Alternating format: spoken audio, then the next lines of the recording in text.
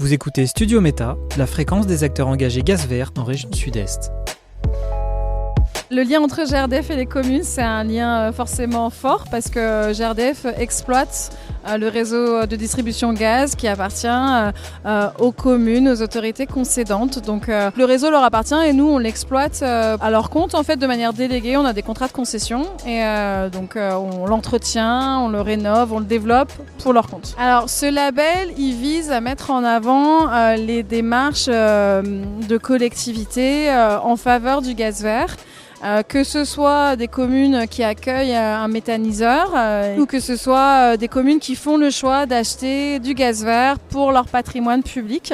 Donc l'idée, c'est vraiment de pouvoir mettre en avant une démarche volontaire de leur part en faveur de la transition énergétique. L'intérêt pour les communes, c'est vraiment de pouvoir communiquer sur leur action parce que acheter du gaz vert, accueillir un méthaniseur, c'est une action engagée, volontaire. Et l'idée, c'est d'avoir finalement une signalétique à l'entrée des villes avec un panneau qui met en avant cet engagement-là. Du coup, de pouvoir communiquer auprès de leurs citoyens sur la commune, de valoriser toute l'action qu'elles peuvent mener sur la transition énergétique localement. Sur la Haute-Savoie, il y a un potentiel encore important pour produire du gaz vert. Aujourd'hui, il y a 9 unités de méthanisation qui produisent du gaz renouvelable.